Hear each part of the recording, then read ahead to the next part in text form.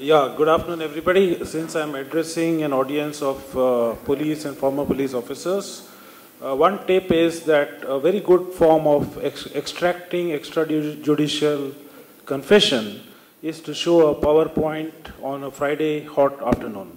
So I'm going to spare you that trouble. I will not show you a PowerPoint.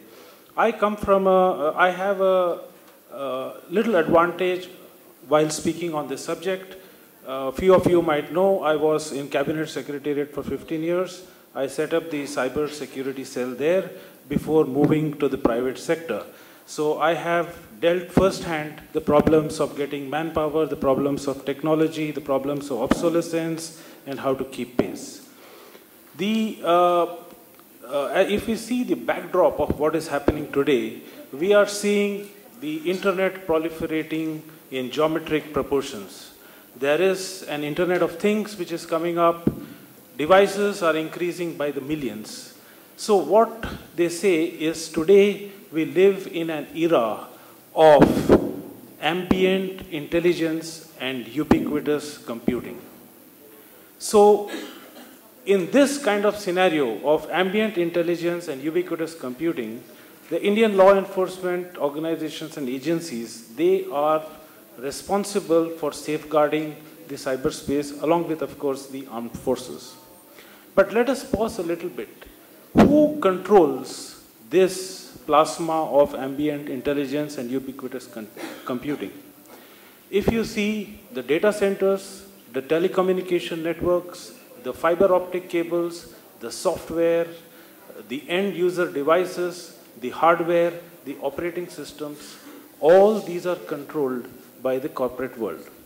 So my humble submission to this August gathering is that we will not be able to begin institutionalizing or properly tackling the problem of cybersecurity if we do not have a robust mechanism of collaboration with the private sector.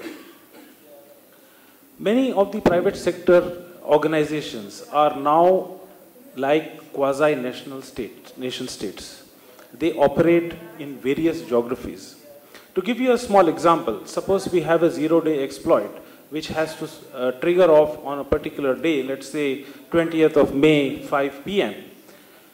If we collaborate with a multinational organization, we get the advantage of time because the same virus will start acting 4 hours in advance in Japan, and much before the digital tsunami hits India, we would be very much alerted.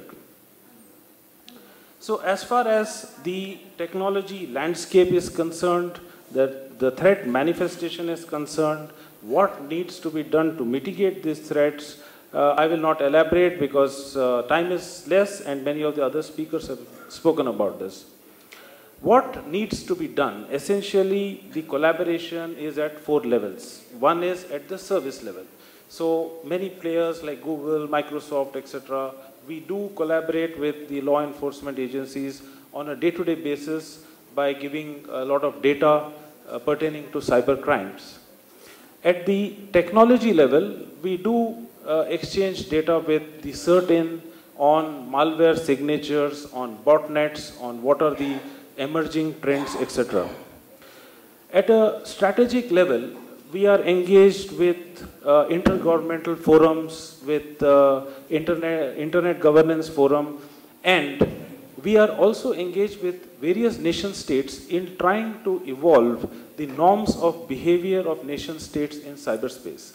Now, why is it that we are doing all this as a consortium of multinational companies? The reason is that our business depends on trust.